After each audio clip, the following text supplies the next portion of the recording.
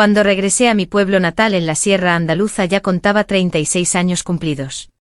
Había dejado atrás la ciudad, los pisos compartidos, las noches de ruido y de luces que no calentaban nada.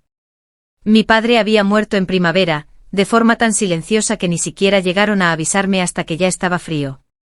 En su testamento, escrito con letra temblorosa sobre un papel arrugado, solo aparecía mi nombre y la casa, esa construcción vieja de piedra y madera oscura que se alzaba en la ladera más alta de la colina, rodeada de naranjos que nadie había podado en años. Las ramas se retorcían como dedos de bruja y al caer la tarde, sus sombras se arrastraban por las paredes como si quisieran contar historias que nadie había pedido escuchar. No traía conmigo más que una maleta de tela gastada, mi ordenador portátil y un piano vertical que había rescatado milagrosamente del piso de Sevilla.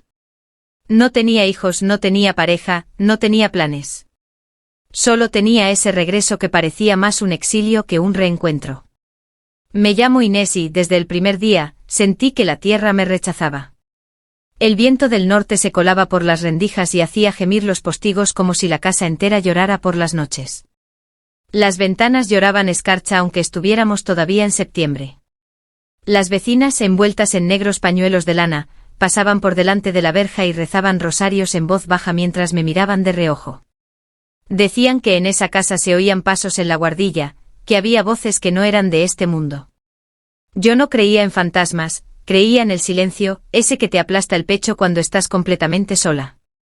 Bajaba al mercado de Arcos de la Frontera una vez por semana, siempre sola.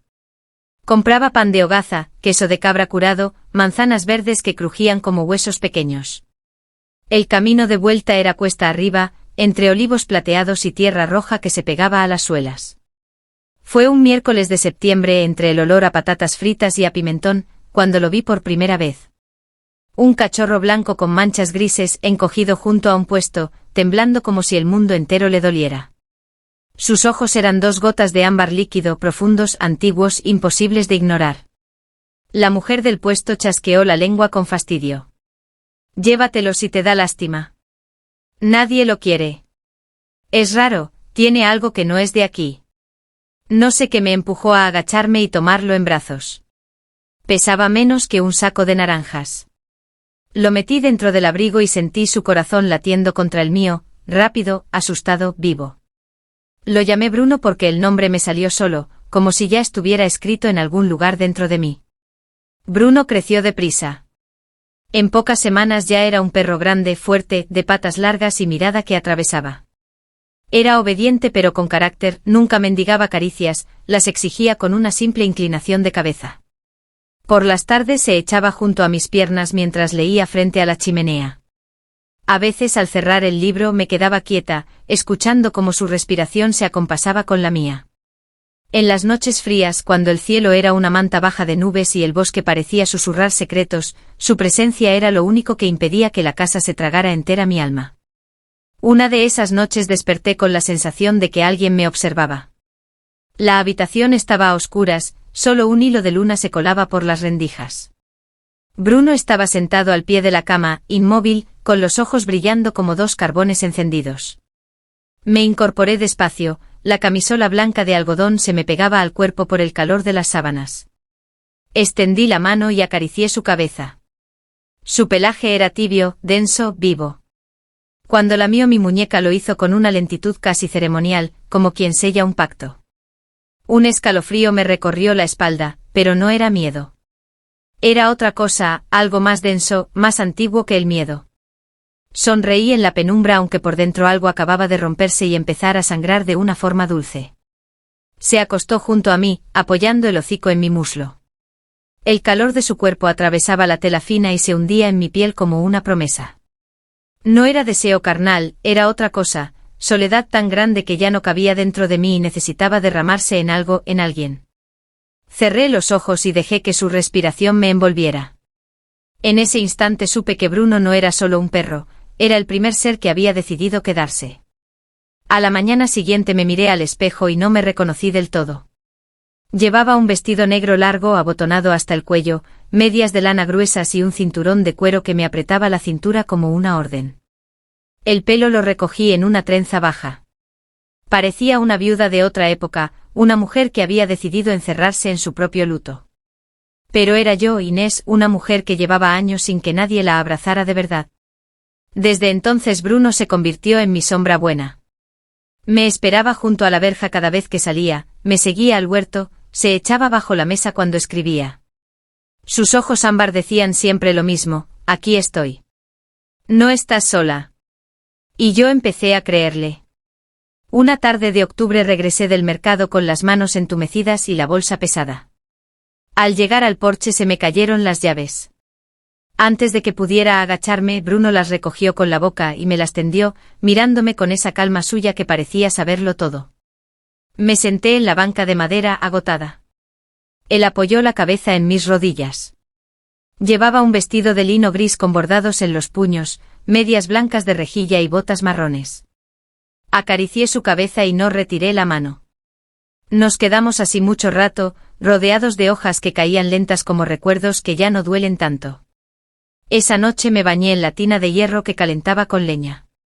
El vapor llenaba la habitación, empañaba los cristales, convertía el mundo en una nube blanca. Oí la puerta crujir. Era Bruno. Entró sin ruido, se tumbó en el umbral y me miró. Me cubrí con la toalla por pudor, pero no lo eché. Había algo sagrado en su presencia, algo íntimo y puro que ninguna palabra humana hubiera podido nombrar. Mi pecho subía y bajaba con cada respiración. Él solo miraba. Yo dejé que mirara. Aquella noche dormí mal. Cuando entré en la habitación él ya estaba allí, esperando. Me puse una camisola vieja de algodón con el encaje desgastado en el cuello. Levanté la manta y le hice sitio. Bruno subió a la cama y se acurrucó a mis pies. Su calor era real, sólido, vivo. Me dormí con su aliento rozándome los tobillos, como una caricia que no necesitaba pedir permiso. Llegó noviembre y con él las lluvias interminables. Las colinas se volvieron de un gris sucio y el cielo parecía siempre a punto de derramarse. La casa se convirtió en mi fortaleza. Dejé de bajar al pueblo. Prefería preparar infusiones de manzanilla con canela, envolverme en el viejo cardigan de lana que aún guardaba el olor de los inviernos de mi infancia. Mis vestidos se hicieron más largos, los cuellos más altos, como si quisiera esconderme dentro de mí misma. Bruno ya no era el cachorro juguetón. Se había vuelto más intenso, más presente. Cuando me sentaba frente al fuego ya no se conformaba con echarse a mis pies, apoyaba las patas delanteras en mis rodillas y me miraba a los ojos sin parpadear. Ese silencio entre nosotros era una cuerda tensa que vibraba. Yo reía nerviosa, acariciaba detrás de las orejas, pero en cuanto desviaba la mirada él se acercaba más. Rozaba mi tobillo con la trufa húmeda, empujaba suavemente mi muslo con el hocico. No era violencia, era devoción absoluta, una entrega que asustaba por lo limpia que era. Una tarde de lluvia fina salí al jardín envuelta en un abrigo largo. Debajo solo llevaba ropa interior de encaje negro, como si quisiera ponerme a prueba a mí misma. Bruno me siguió en silencio. Me senté en la banca bajo el naranjo más viejo. Sentí su respiración agitada a mi espalda. Eres solo un perro, susurré, pero la voz me tembló. Se acercó y apoyó la cabeza en mi pecho, justo debajo del cuello del abrigo. Su aliento caliente quemaba mi piel a través del encaje. No me aparté. Cerré los ojos. Una de mis manos se posó en su lomo y se deslizó despacio, muy despacio. De pronto me asusté de mí misma. Me levanté de golpe, el abrigo cayó al suelo. Corrí hacia la casa. Él se quedó bajo la lluvia, mirándome.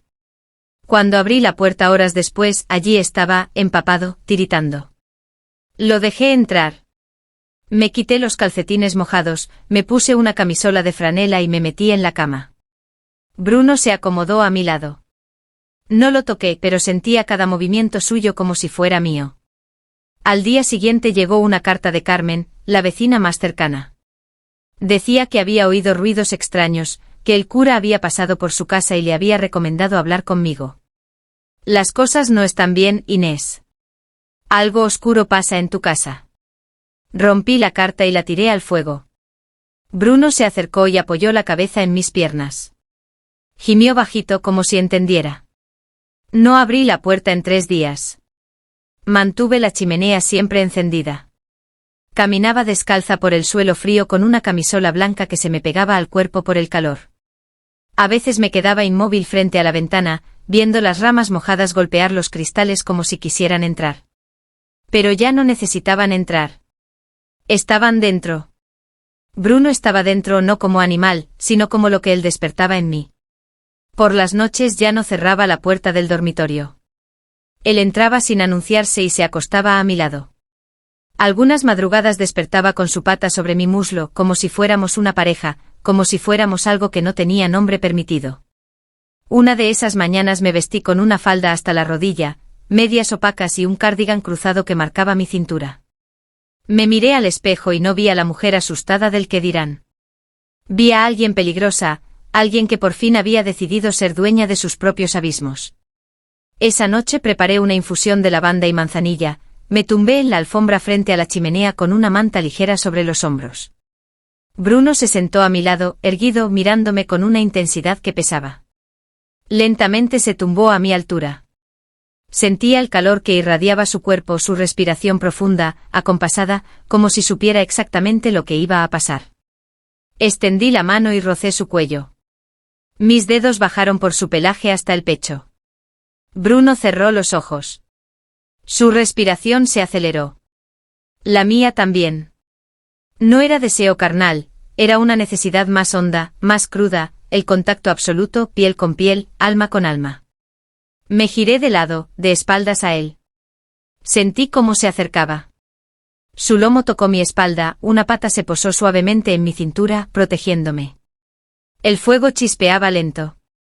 Afuera, el viento sacudía los naranjos.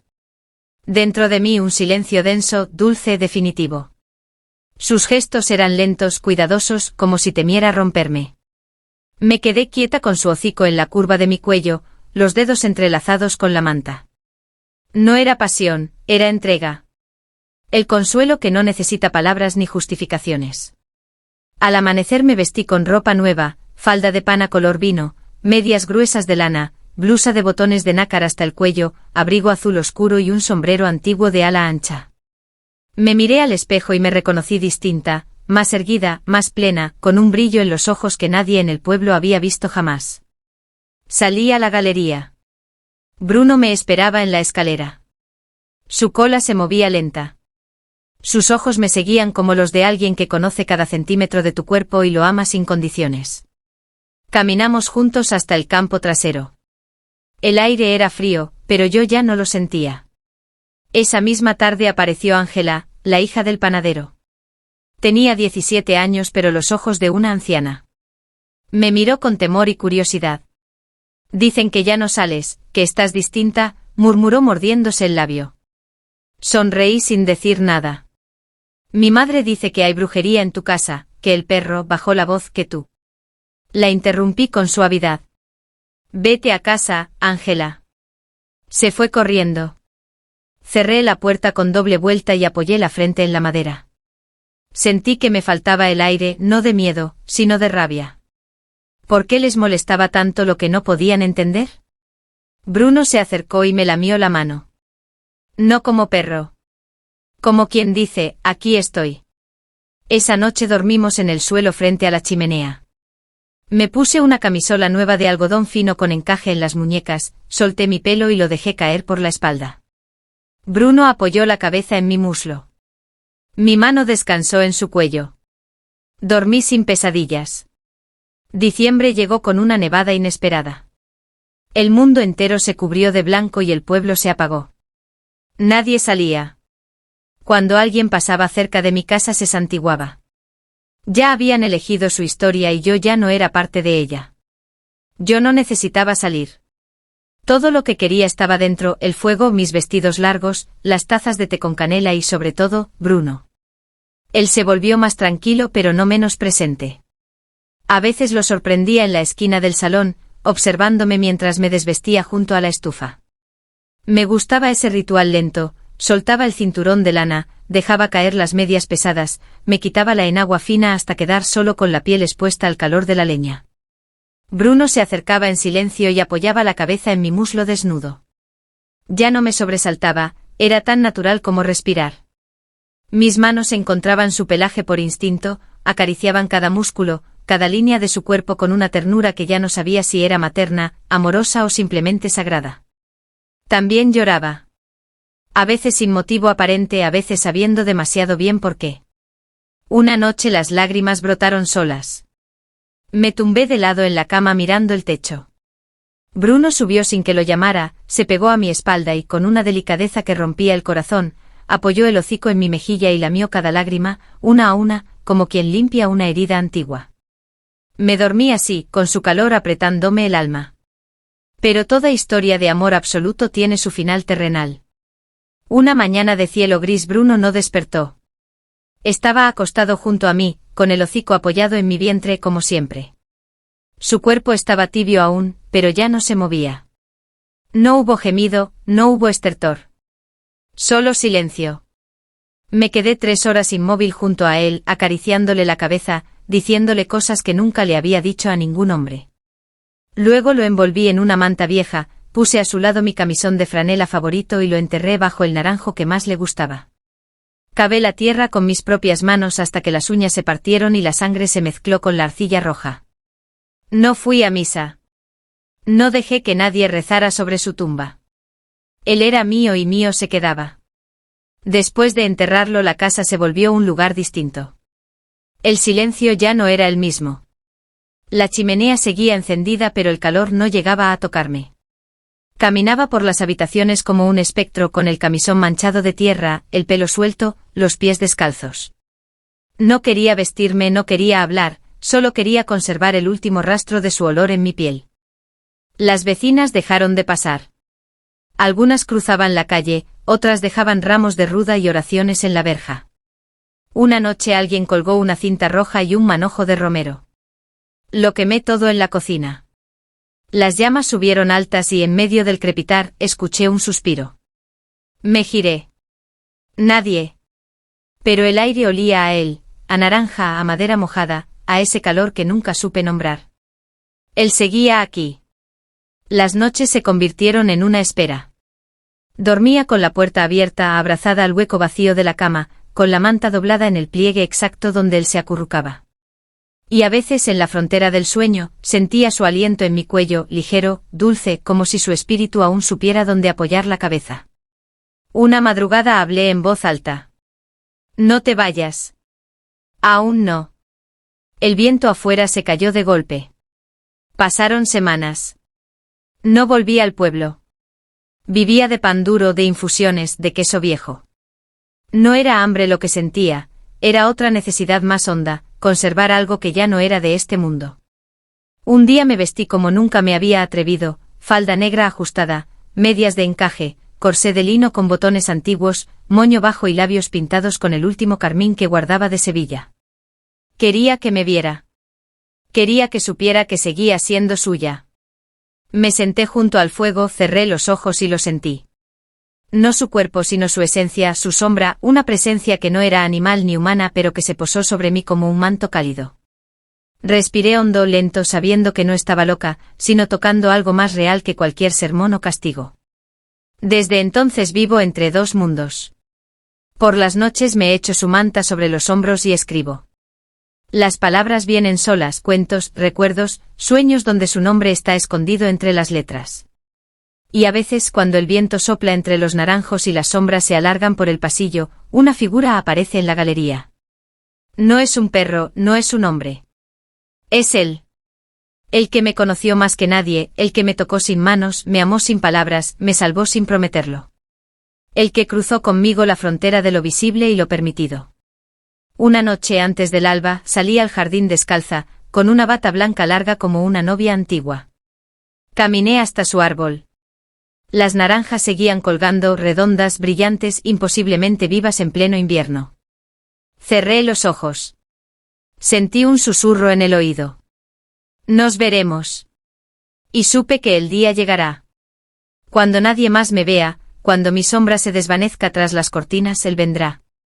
No en 4 patas, no en cuerpo, sino en forma, en fuego, en raíz. En mí. Para siempre.